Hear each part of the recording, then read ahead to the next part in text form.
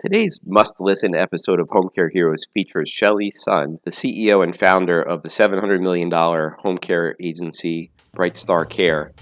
Shelly's team commissioned a study proving that their home care interventions result in medical cost savings averaging over $8,000 and in some cases up to $29,000 per patient.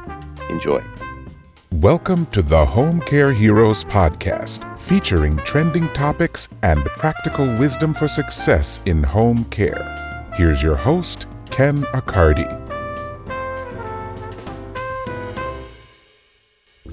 Well, hi, everybody. Thanks for joining us on another episode today of the Home Care Heroes podcast. We have a very special guest today whose name is Shelly Sun.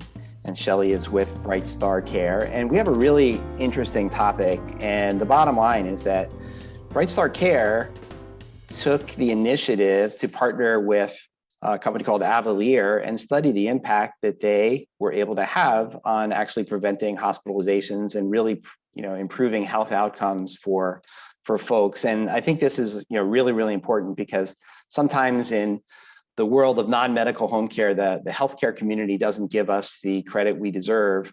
And so here, and we all know that we make such a great impact, but BrightStar has gone out and they've proven it. And that's what Shelly is going to talk to us about today. And I'm really, really excited about it. So without further ado, welcome to the show, Shelly Sun. Thank you very much, Ken. Great to be here. Well, it's great to have you. So before we get into it, tell us your story a little bit. Tell us about you, where you're from, where you calling in from. Tell us about your home care journey. Lay it out for us. Sure. I'm born and bred in Knoxville, Tennessee. So I'm a Southern gal who is transplanted to Illinois, raising my teenage boys. And I got into this healthcare journey by looking for care for my grandmother. And she needed medical and non-medical care. And we were unable to find one service provider that could provide both with the quality that we were willing to pay for and the service that we expected and really needed for running busy lives. And she lived in Florida, we lived in Illinois. So we weren't able to find what we probably were looking for. We lost our grandmother in early 2002, so 20 years ago. And that started me on a path of how could I solve for other families what we had been looking for ourselves. And my background was as a CPA. I had been working in various finance and accounting leadership roles in various different industries, but including CNA insurance and Blue Cross Blue Shield. So around the medical areas, around the insurance areas, but more in a finance and accounting function. But the mission and passion with which trying to impact and take care of our moms and dads and grandmas and grandpas was my driving force 20 years ago. It still is today. We, have grown over the years. I did our own company-owned locations, 2002 to 2005, and got us up to 3. And I chose to franchise our business model. So we've got over 350 locations serving about 15 to 20,000 families, employing a similar number of caregivers across our franchisee and company-owned network. Generating about $700 million in annual revenue. So we've, dramatically, scaled with time, but I think it's based upon the premise of high quality, high service orientation and doing what is necessary for our clients to have the highest quality care and have a quality of life at home that we're willing to invest in so that they can have that. Yeah, that's fantastic. And thank you for running all that down for us. I think you already gave us part of the answer and why you're different and, what inspired you in the first place. But why don't we start with the question of, what inspired you to go out and do this study with Avalere to really figure out the impact that that BrightStar in particular could have on these families? Yeah, we believed that because we are Joint Commission accredited in all of our locations, we are the only brand that has Enterprise Champion for Quality designation every year since that award has been given by Joint Commission. So we've had it for 10 years in a row now. All of our locations have a registered nurse director of nursing, and we've invested in technology that we've been utilizing for 17, 18 years of data to be able to know what our health outcomes are when our client leaves for hospitalization, if there was an ED visit, et cetera. We have built in technology so that we can prevent a negative outcome by having our caregivers in the home alert our directors of nursing that there was a change of condition, so we can act proactively around the quality of care. And so I think knowing that we were making those investments and kind of how we operate on a day-to-day basis, how did we prove that it was making an impact so that we can get the rate that we need from the payers such that we can continue investing in that type of quality. It doesn't come cheap to be Joint Commission accredited. It doesn't come cheap to have a registered nurse involved in every single case with a individualized plan of care and assessment up front, supervisory visits ongoing, and counseling of our caregivers on the front line, and particularly, getting involved if there's a change in condition. And so those things, have to be funded in some form or fashion. But I understand payers don't want to pay for something if you can't demonstrate that you can save them money elsewhere. So we, started looking at this in 2019. We actually made the investment in 2020, kind of right after the pandemic started, because I believed that what we would see is that more people would want to remain at home in the future, and that more care would move into the home. We saw that over the last 2 years, hospital at home demonstration projects, skilled nursing facility alternatives, demonstration projects. And those are going to have payers that are going to leverage personal care, because if we are the eyes and ears and feet in the home, they're going to leverage us to want to have these interactions with their insureds. And what we're going to need to do is be able to demonstrate that by utilizing us for a certain amount of time, we can actually offset our cost because we can save elsewhere and prevent a negative outcome. So this study was really critical to demonstrate what we believed, which is BrightStar is absolutely the higher standard in the quality that we deliver. But a lot of companies try to say that. We believe we were the only company that could prove that. We believe we're the only one that has the type of data quantity and the interactions between caregiver and client and all of those data aspects on a condition basis, because we track this for over 30 healthcare conditions to say how did our costs and outcomes compare to the normal Medicare population for similar demographic and similar health condition. Our average savings was $13,000 across those 30 or more healthcare conditions, and we had savings up to $30,000. So we knew that we were doing the right things. We need to get credit for us and for our franchisees and the rates that we get reimbursed for, because we know we are doing things and delivering results better than anyone else in the industry. We need to be able to prove that. Wow, that's really, really ambitious. And I think it's great. And you have the data to prove it. And so let's move on. And I think you've told us a little bit about this. The numbers, the conditions and things like that. But, tell us maybe a little bit more about who is Avalere and what did you learn in the study? Yeah, Avalere is a very well-recognized healthcare consulting firm with access and contracts with CMS for access to all of the Medicare payer information. So they're taking our unique patient identifier and matching it up to the Medicare claims and all of our demographic data to match it up to Medicare claims so that we can do a statistically relevant sample of our consumer population that we care for on those healthcare conditions compared to others that would have lived in the same area, same age, same comorbidity type of issues, to be able to see how we did compared to the rest of the population, with which to then have Avalere, who's well regarded, publish the study. We're licensing their study. So it's not us taking some of their information and publishing our own study. And I think that is what kind of makes it compelling and unique. I heard about Avalere because Paul from Amedisys, who's now since retired, and Chris Gerard is the CEO and president, but Paul had mentored me for a few years, and they had done a lot of Avalere studies, again, to prove their outcomes as they were seeing more value-based purchasing contracts come down as an opportunity, and they needed to make sure that their organization was leaning into that. Seeing them do that made me think, okay, how could we do this? And so my chief strategy officer began having discussions with Avalere. What are the ways we could use our data? Because we have a lot of it. How can we use our data to be able to validate the benefits that we believe we had? It was a big risk. It's a 6-figure study. It's not for the faint of heart. It was very expensive, worth it, but expensive. We didn't know what that result was going to be. I had a huge conviction that I believed it was going to demonstrate, as it did, that we made a huge positive impact on outcomes and reduce costs elsewhere in the cost of care continuum. But we didn't know that when we did it. But the study helped us validate that. And Avalere, having access, as I think the only company that has access to all of the Medicare claims data in the licensing from CMS, allowed us to be able to use that to compare over 65 population and the impact we're making with them. Yeah, fantastic. It's great that you talked through that about some of the statistical methods and things using. So, you actually did a randomized control trial, and, you have the statistical backing and the independent research, and that, they're essentially comparing, okay, we had this intervention that's called the BrightStar Care intervention, and then we have a population of patients who didn't get that intervention, and we're able to, kind of use that as a natural experiment and, and really, prove doing it. And those things do cost a lot of money. And, so it was a big investment on your part, and it looks like it's paid off for you.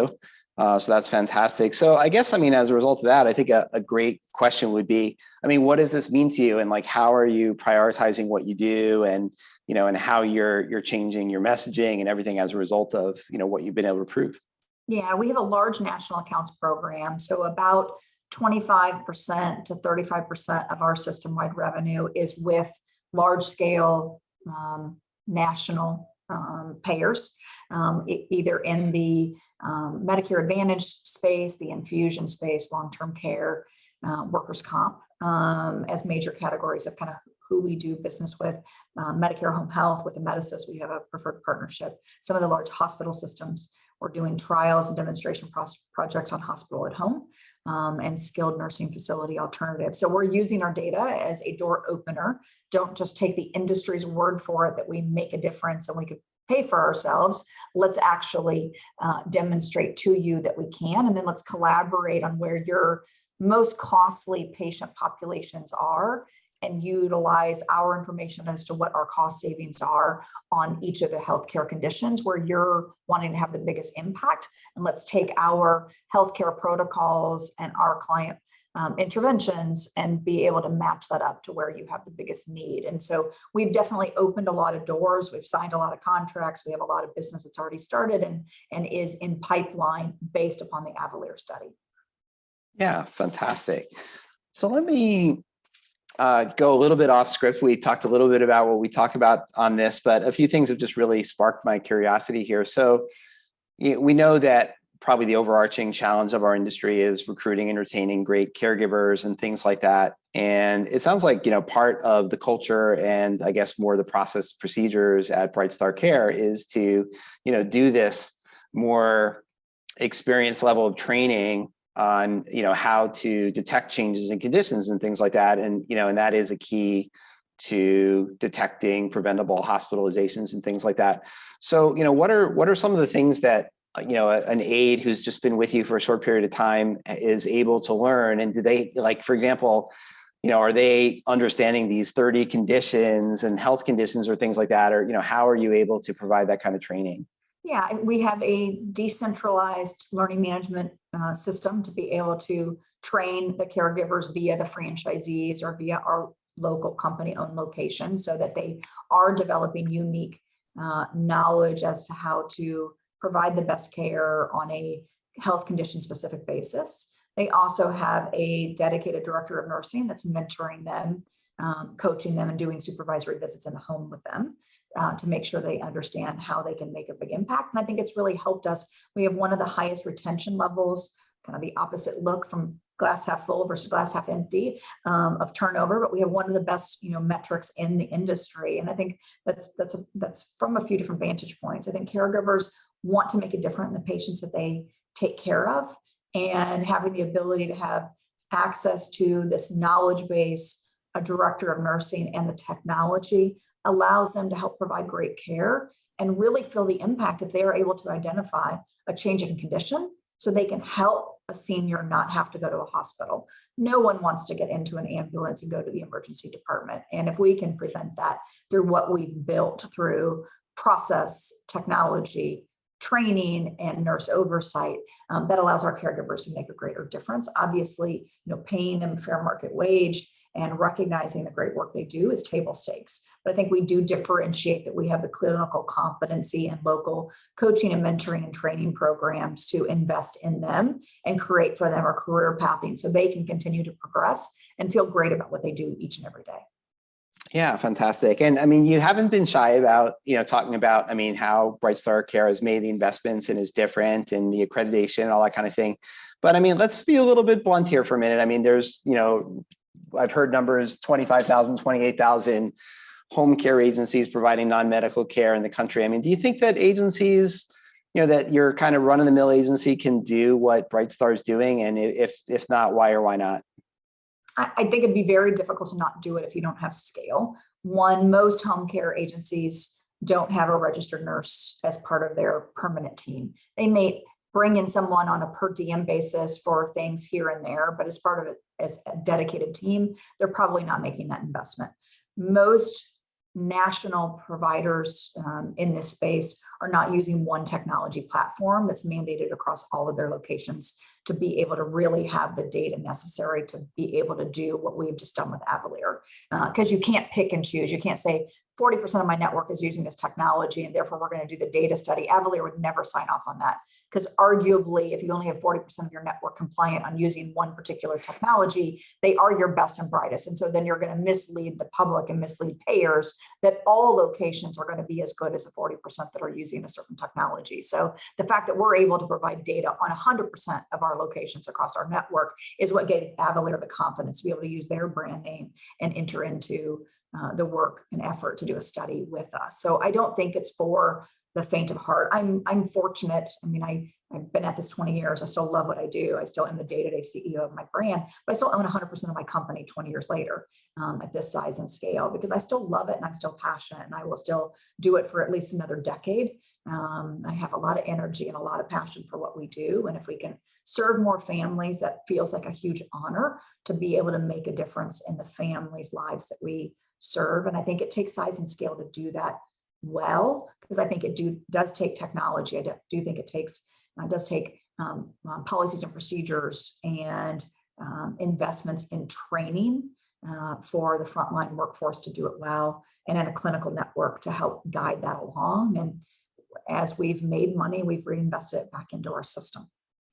Yeah, fantastic. So let me hit you with another one of these curveballs. Is I tend to believe that if we look at the numbers, they're pretty staggering.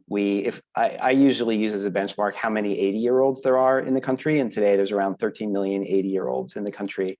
And if we look at the curves, we're going to see that number grow to around 40 million 80-year-olds in the next 20 years. So we're, coming up on tripling the size of our market. And again, here we are in 2022, and we're all saying that getting caregivers is our biggest challenge and that kind of thing. So, you've talked about, being really technology first and using the right technology, but I think that part of the solution is going to have to be, using some technology for keeping tabs on our folks when we're not in the home.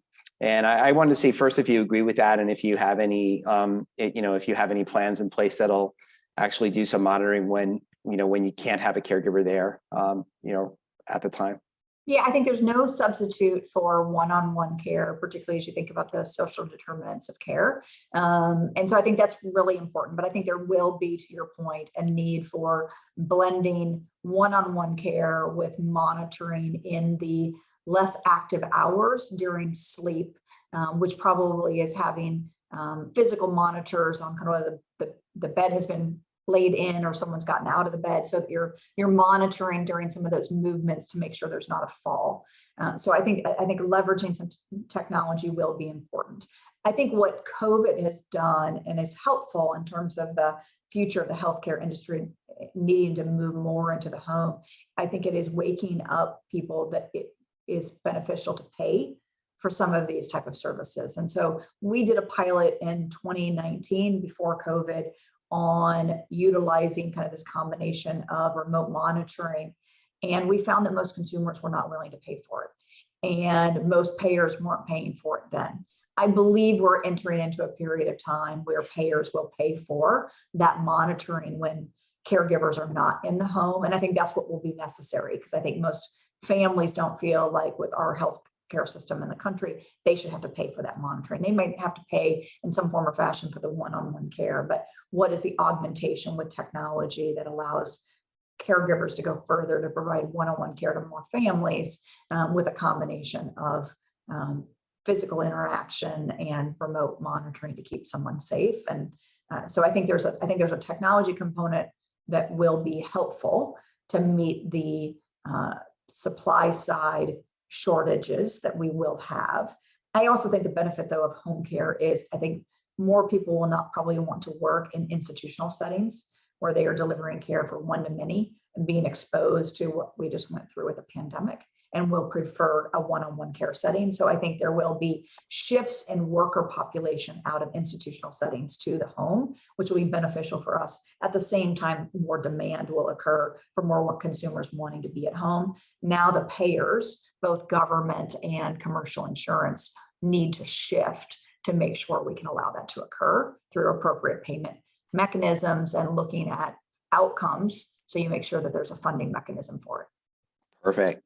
All right, well, listen, I think that there's been a lot of food for thought here. People are going to learn a lot from this podcast, and I appreciate you doing it. But just to wrap up, how could folks learn a little bit more about this Avalere study that you've done, and also about BrightStar Care? Sure. So the Avalere study is hosted on their website, so avalere.com. And then for more information on brightstarcare.com. All right. I think with that, we're in a great shape to wrap it up for today. And I really do appreciate you. And thanks, everybody, for joining us today on Home Care Heroes. Thanks, Ken. Thanks for joining us today on the Home Care Heroes podcast. Home Care Heroes is produced by Ancoda, the software for the heroes of home care. You can listen to back episodes by visiting forhomecareheroes.com. That's the number 4, then the words homecareheroes.com.